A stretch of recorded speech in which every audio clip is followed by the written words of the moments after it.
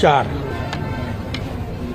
और 4 में जो है 2 सीट जो है वो तो जो शिरूर जो है वो शिंदे साहब का आदमी उधर आके, और वो बाकी दूसरा क्या है वो परमानेंट, वो भी उन्होंने कहा कि एक धनगर समाज को देना चाहिए जानकर को। तो हमारे पहले में आए 2 सीट, एक रायगढ़, दूसरी बाराबंकी। एक जगह हम जीत गए, एक जगह हम हार गए। भारतीय राजनीति का खेल हमेशा से ही जटिल और रोमांचक रहा है, जहां हर कदम एक नई चाल होती है और हर चाल के पीछे एक नई कहानी। हाल ही में भारतीय जनता पार्टी के लोकसभा चुनावों में महाराष्ट्र में मिले झटके के पीछे का कारण बताया गया है कि पार्टी का उप मुख्यमंत्री अजीत पवार के नेतृत्व वाली राष्ट्रवादी कांग्रेस पार्टी के साथ गठबंधन था। आरएसएस के मुखपत्र में इस बात को प्रमुखता से उठाया गया है और इसे भाजपा के लिए एक बड़ी चूक के रूप में देखा जा रहा है। इस घटना ने राजनीतिक हलकों में एक नई बहस को जन्म दिया है और ये सवाल उठने लगे हैं कि क्या बीजेपी अब अजीत पवार के साथ अपने गठबंधन को तोड़कर मुख्यमंत्री एकनाथ शिंदे के नेतृत्व वाली शिवसेना के साथ आगामी विधानसभा चुनावों में उतरने की योजना बना रही है। क्या ये कदम भाजपा को महाराष्ट्र में वापस मजबूती दिलाने में मदद करेगा या फिर यह एक और राजनीतिक गलती साबित होगी? नमस्कार, आप देख रहे हैं air news. Bharatiya Janata party ने जब महाराष्ट्र में अजीत पवार के नेतृत्व वाली एनसीपी के साथ गठबंधन किया, तब इस निर्णय को लेकर बहुत से सवाल उठे थे। ये गठबंधन लोकसभा चुनावों से ठीक पहले किया गया था और इसका उद्देश्य था महाराष्ट्र में अपनी स्थिति को मजबूत करना, लेकिन चुनावी नतीजों ने इस कदम की सफलता पर सवाल खड़े कर दिए। आरएसएस के मुखपत्र में इस गठबंधन को भाजपा के लोकसभा चुनावों में असफलता का एक प्रमुख कारण बताया गया है। आरएसएस के मुताबिक भाजपा नेतृत्व का यह निर्णय गलत साबित हुआ और इसके चलते पार्टी को बड़ा नुकसान हुआ। वैसे महाराष्ट्र की राजनीति हमेशा से ही जटिल और उतार चढ़ाव भरी रही है। भाजपा, शिवसेना, एनसीपी और कांग्रेस के बीच सत्ता का खेल हमेशा से ही दिलचस्प रहा है।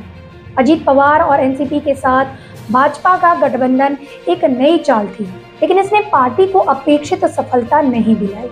मुख्यमंत्री एकनाथ शिंदे के नेतृत्व वाली शिवसेना के साथ भाजपा का पुराना गठबंधन रहा है और इसे फिर से स्थापित करने की चर्चाएं जोर पकड़ रही है। ये कदम भाजपा को महाराष्ट्र में वापस मजबूती दिलाने में कितना सफल होगा, ये देखना बाकी है।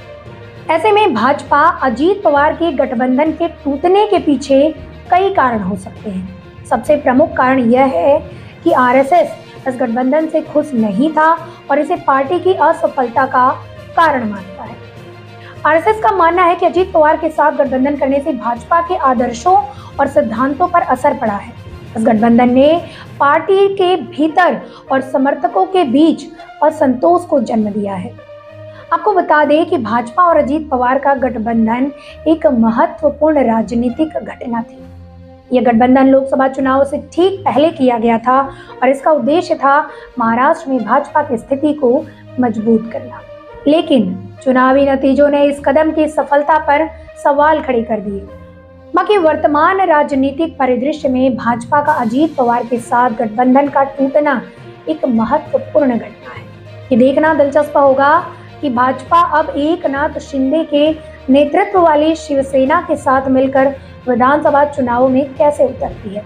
आपको बता दें कि उत्तर प्रदेश में समाजवादी पार्टी और बहुजन समाज पार्टी का गठबंधन एक महत्वपूर्ण राजनीतिक घटना थी। इस गठबंधन का उद्देश्य भाजपा के खिलाफ एक मजबूत मोर्चा बनाना था, लेकिन चुनावी नतीजों ने इस गठबंधन की सफलता पर सवाल खड़े कर दिए। वहीं बिहार में महागठबंधन, जिसमें राजद, कांग्रेस और अन्य दल शामिल थे, ने भी भाजपा को टक्कर देने की कोशिश की, लेकिन इस गठबंधन की भी अपनी चुनौतियां और असफलताएं रही। ऐसे ही तमिलनाडु की राजनीति में एआईएडीएमके और डीएमके का मुकाबला हमेशा से ही महत्वपूर्ण रहा है। दोनों दलों के बीच सत्ता का संघर्ष हमेशा से ही तीव्र रहा है और इसमें गठबंधन की राजनीति भी महत्वपूर्ण भूमिका निभाती रही है।